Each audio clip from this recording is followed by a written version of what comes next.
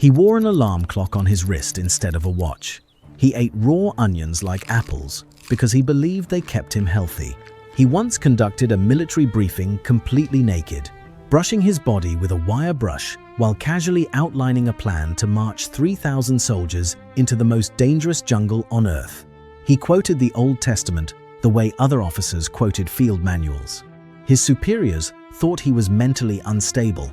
His subordinates thought he was either a visionary or completely insane, often both.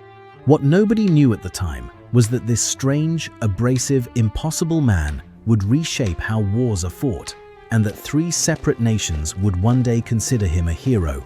His name was Orde Wingate, and the British Army spent his entire career trying to figure out whether to promote him or get rid of him. If you had asked any officer at British Army headquarters about Wingate in the early 1940s, they would have told you the man was a liability, an insubordinate fanatic with delusions of grandeur who went out of his way to embarrass his superiors. They had no idea that within a few short years, his ideas would prove essential to winning the war in the Far East. Wingate was born on February 26, 1903, in Nainital, a hill station in British India. His parents were deeply devout members of the Plymouth Brethren, a strict and insular Christian sect that regarded most of the outside world with suspicion. This was not a household where children played games or went to parties. This was a household where you memorized scripture before breakfast, and where obedience to God came before obedience to anything else, including the British Empire. When young Orde was sent to school in England, the experience was brutal. He had grown up almost entirely around adults, surrounded by prayer and Bible study, with almost no contact with children his own age. He did not know how to socialize. He did not play sports. He did not attend assemblies. He was, by every measure that mattered to schoolboys, strange. And the other students made him pay for it. The bullying was relentless. He was beaten, mocked, and isolated. But instead of breaking him, it hardened something inside him. Wingate came out of those years with an iron conviction that he would never again submit to the will of a crowd, that popular opinion was usually wrong, and that the people in charge were rarely the people who deserved to be. He entered the Royal Military Academy at Woolwich in 1920, and the pattern repeated itself. Harsh treatment from fellow cadets who saw him as odd and difficult, an absolute refusal to conform, a stubborn, burning need to do things his own way. Even when doing things his own way guaranteed he would make enemies. The hazing at Woolwich was severe enough that Wingate later said it left him determined never to be at the mercy of mob rule again. That sentence tells you almost everything you need to know about the man he became. He was commissioned into the Royal Artillery in 1923 and shipped out to the Sudan, where he spent several years on intelligence work and led explorations into the Libyan desert. Good postings, respectable assignments, the kind of career that might have led to a comfortable colonelcy and a quiet retirement somewhere. But nothing that hinted at what was coming. Everything changed when Wingate arrived in Palestine in September 1936. The British Mandate was in chaos. An Arab revolt had erupted against both British authority and the growing Jewish population. Guerrilla fighters were sabotaging the oil pipeline that ran from Iraq to Haifa, attacking Jewish settlements and ambushing British patrols. The standard British military response was to react, to defend fixed positions and wait for trouble to come to them. Wingate looked at this strategy and thought it was idiotic. He had a different idea.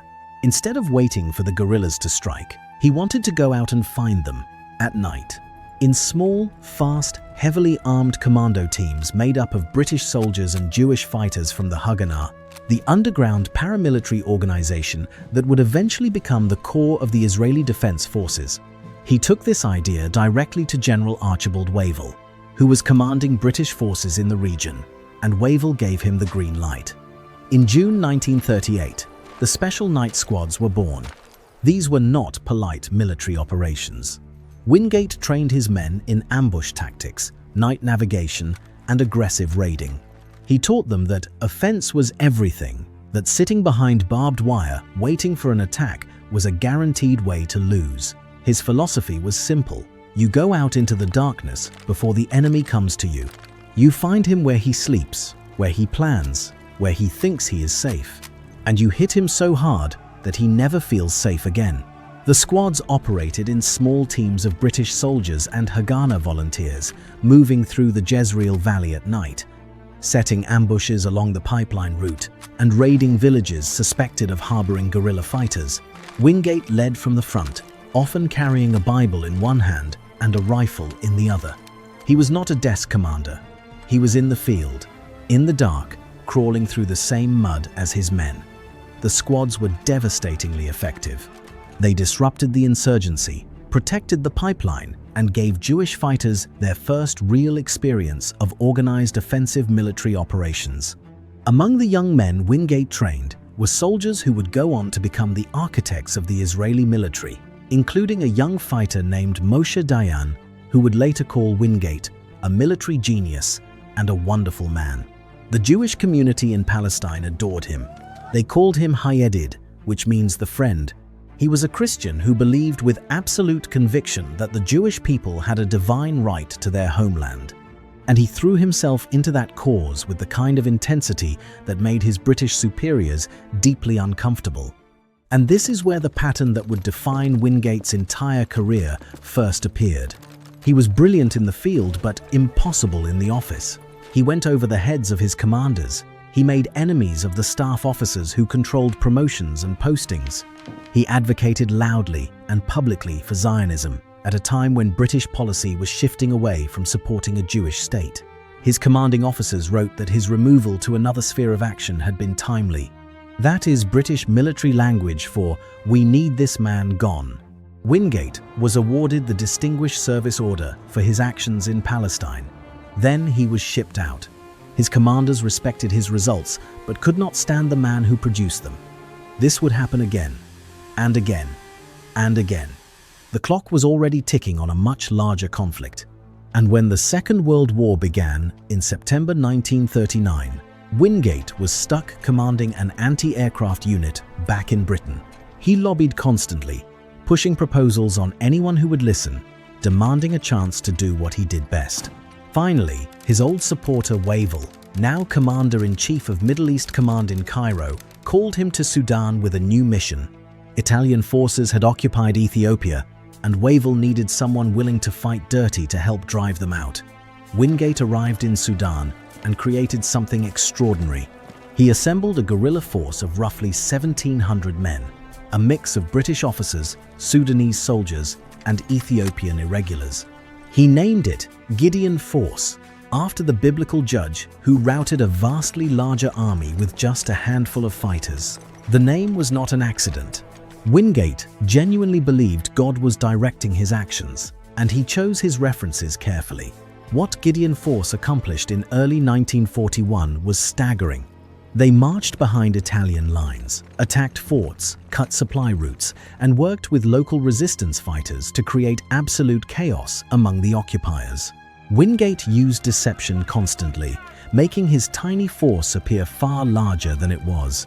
He moved so aggressively and unpredictably that the Italians could never pin him down. Near the end of the campaign, Wingate pulled off something that borders on the absurd. He convinced a massive Italian force to surrender. The numbers vary depending on the source, but most accounts put it at somewhere between 10,000 and 14,000 Italian troops, laying down their arms to a force that numbered fewer than 2,000. On May 5, 1941, Wingate rode a white horse into Addis Ababa alongside Emperor Haile Selassie, who was returning to his capital for the first time in 5 years. It was a scene straight out of the Old Testament stories Wingate had grown up reading. A tiny band of the faithful toppling a mighty empire, which, looking back, was either the proudest moment of Wingate's life or the beginning of his unraveling. Probably both, because immediately after this triumph, the British establishment did what the British establishment always did to Orde Wingate. They punished him. Gideon Force was disbanded. Wingate was stripped of his temporary rank of colonel and demoted back to major. He was ordered to leave East Africa without even being allowed to say goodbye to Haile Selassie. He was sent to Cairo, where he was ignored, sidelined, and treated as an embarrassment. The same man who had just pulled off one of the most audacious guerrilla campaigns of the war was now sitting in a hotel room in Cairo with nothing to do, no command, and no prospects. He wrote a furious report on the Ethiopian campaign that criticized his fellow officers and played up his own achievements. This did not make him popular. He had malaria. He was taking atabrine, an anti-malarial drug that was later found to cause severe psychological side effects, including depression and suicidal thoughts. He was physically wrecked, mentally spiraling, and convinced that his career was finished. On July 4, 1941, in his room at the Continental Hotel in Cairo, Orde Wingate picked up a hunting knife and stabbed himself in the neck. Twice. The second wound severed his jugular vein and he collapsed to the floor. The sound of his body hitting the ground attracted attention. Someone got to the room in time. He survived. For a while, it looked like that would be the end of his story. A brilliant but unstable officer who burned too bright and destroyed himself. The attempted suicide became another mark against him in a military culture that had very little sympathy for that kind of apparent weakness. The British military establishment, which had never been comfortable with Wingate, quietly shuffled him aside. He returned to England to recover, bitter and resentful at how he had been treated. In a different kind of war, or under a different set of circumstances, that would have been the last anyone heard of him. But the war was not going well. Not well at all. Singapore had fallen to the Japanese.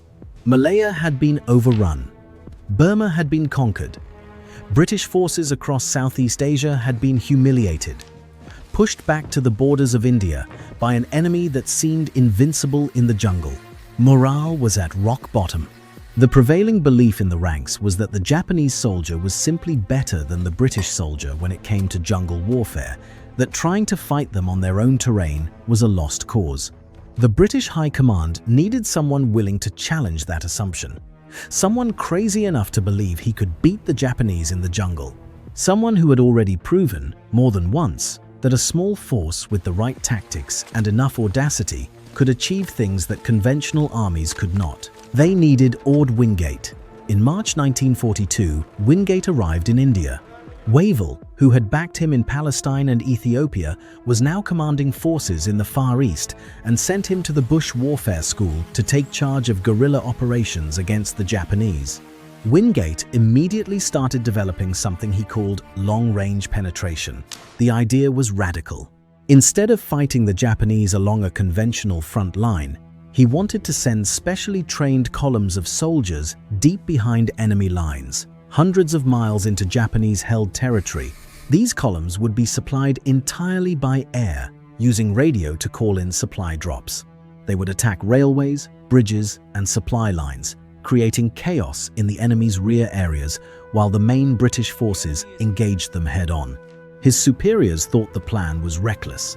Many of them thought Wingate was delusional. The Japanese controlled the skies over Burma. The jungle was some of the most difficult terrain on Earth. Disease, exhaustion, and starvation would take a toll as heavy as any enemy fire. And Wingate wanted to march thousands of men into the middle of it, cut off from any possibility of reinforcement or rescue, depending entirely on aircraft that might or might not get through. Wingate did not care what his superiors thought. He had never cared what his superiors thought. He assembled a force he called the 77th Indian Infantry Brigade, drawing from British, Gurkha, and Burmese troops. Many of them were soldiers that nobody else particularly wanted. Men in their 30s from the 13th King's Liverpool Regiment, who had been doing coastal defense duties in Britain before being shipped east. Not exactly elite warriors. Not the kind of soldiers anyone would look at and think, jungle commando. Wingate did not care about their pedigree. He cared about their willingness to be broken down and rebuilt. He subjected them to a training program so brutal and so demanding that it either destroyed them or forged them into something entirely new. He marched them through the Indian jungle for weeks at a time, simulating the conditions they would face in Burma. They learned to navigate without roads, to cross rivers with heavy packs, to sleep in the open and wake up ready to fight. He weeded out anyone who could not keep up. He told them openly that some of them would not come back alive, and that if anyone wanted to withdraw, now was the time. Instead of demoralizing the men, this honesty actually strengthened them. The ones who stayed knew exactly what they were signing up for.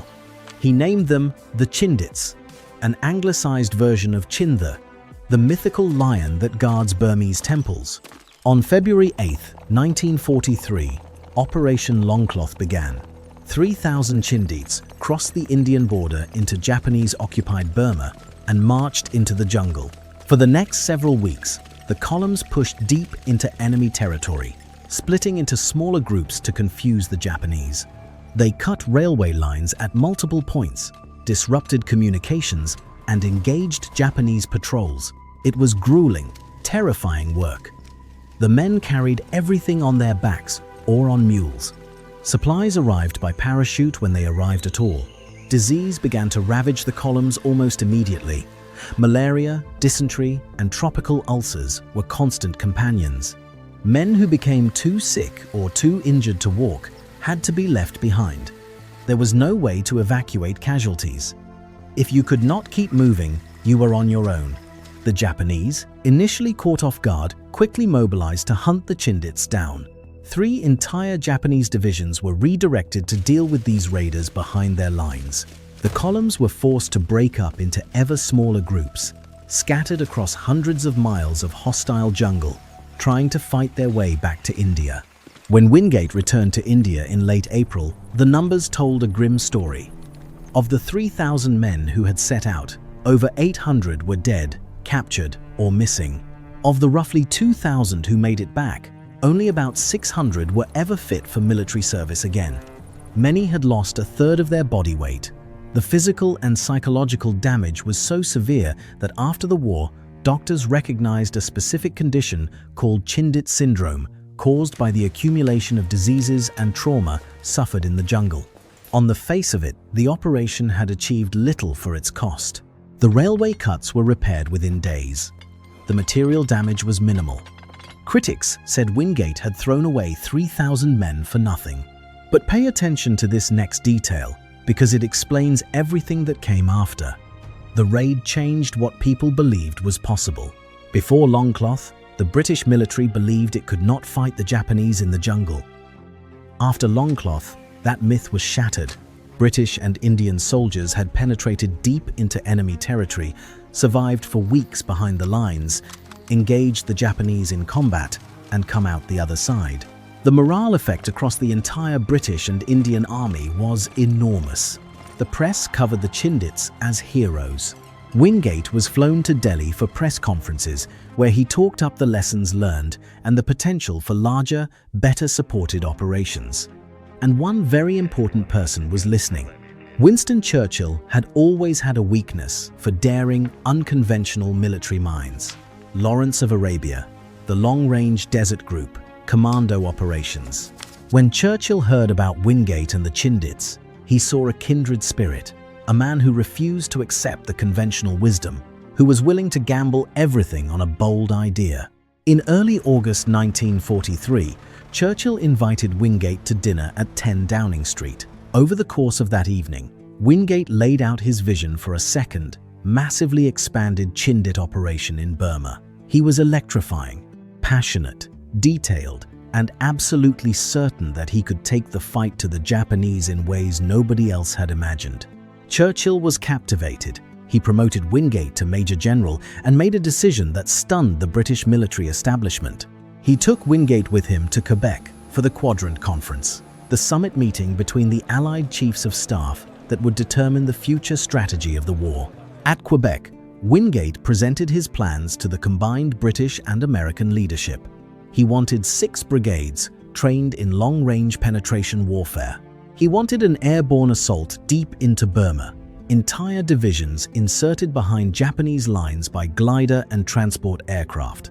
The Americans were fascinated. They agreed not only to support the operation, but to provide Wingate with his own air force.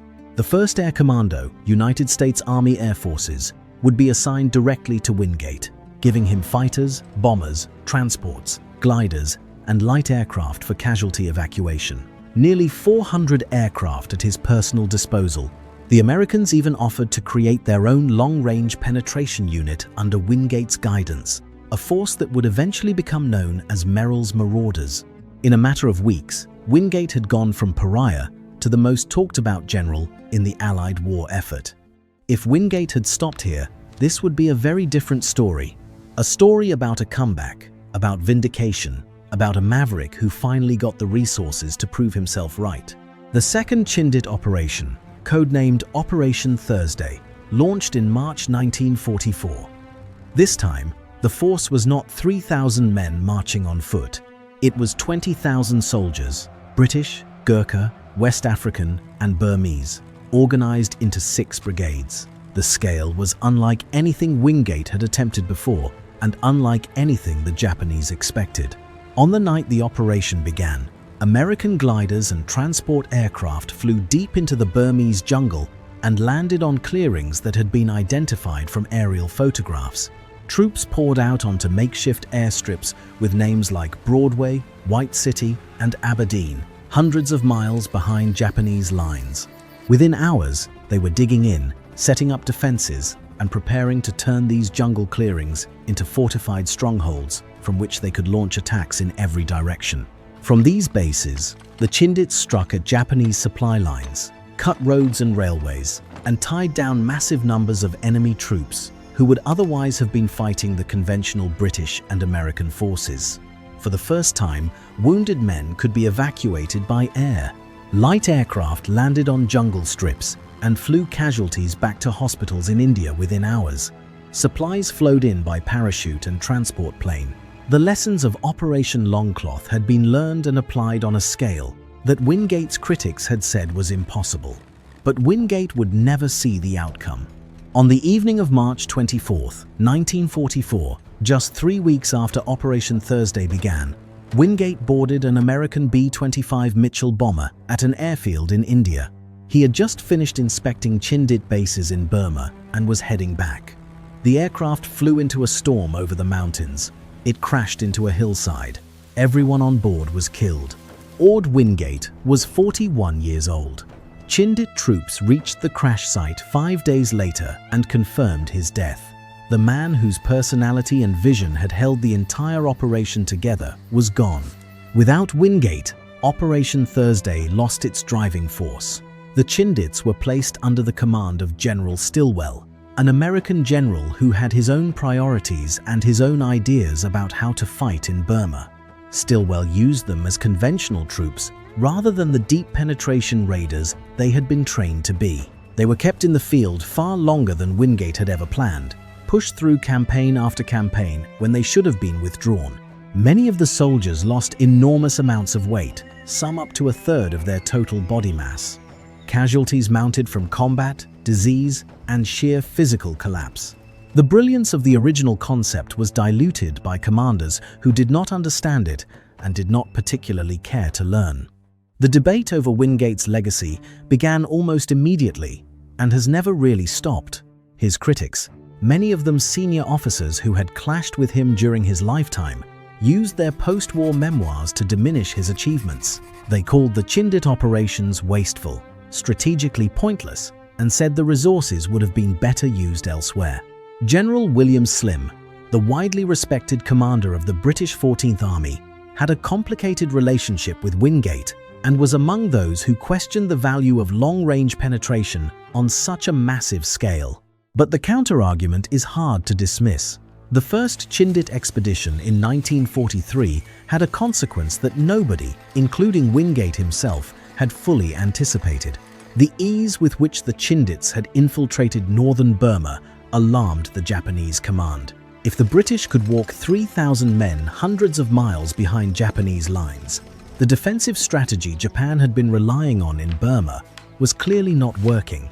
The Japanese responded by launching their own major offensive toward Imphal and Kohima in 1944, an attempt to invade India before the British could mount a larger attack. That offensive turned into one of the greatest Japanese military disasters of the entire war, a catastrophic defeat from which the Japanese army in Burma never recovered. Wingate's raids, even the costly ones, had set in motion a chain of events that ultimately led to the complete liberation of Burma. And beyond the strategic debate, there is something else that Wingate gave the British and Indian armies in 1943 and 44, something that no staff officer memo could quantify. He proved that the Japanese were not invincible in the jungle. He showed that British, Indian, and Gurkha soldiers, properly trained, properly led, and properly supplied from the air, could go into the worst terrain on Earth and come out fighting. At a moment when the armies of Southeast Asia Command were demoralized and defensive, that belief was worth more than any railway line or supply dump. Wingate's body was recovered from the crash site in Burma in 1947 and reburied at Arlington National Cemetery in Virginia, alongside other Allied servicemen killed in the crash. He is one of the very few non-Americans buried at Arlington. In Israel, Wingate is still remembered as a founding figure. Streets, schools, squares, and even a town bear his name. The Wingate Institute, Israel's National Center for Physical Education and Sport, is named in his honor. The special night squads that he created in Palestine in 1938 are regarded as the direct ancestors of the Israel Defense Forces' special operations capabilities. Moshe Dayan, who served under Wingate and went on to become one of Israel's most famous generals, said that Wingate taught him more about warfare than anyone else. In Britain and in military academies around the world, Wingate's concept of long-range penetration, of specially trained forces operating independently behind enemy lines with air supply and radio coordination, is recognized as one of the foundations of modern special operations doctrine. The Chindits were doing in 1943 what special forces units around the world are trained to do today. Churchill, who had championed Wingate from the moment they met, wrote after the war that Wingate was a man of genius who might well have become a man of destiny. We will never know what he could have achieved if that bomber had not flown into the side of a Burmese mountain on a March evening in 1944. What we do know is that the army that called him a madman could not win without him, and that the military establishment that punished him, demoted him, and drove him to the brink of destruction was the same establishment that, in the end, needed his ideas more than it needed its own comfort. There is a photograph that survives from the Burma campaign.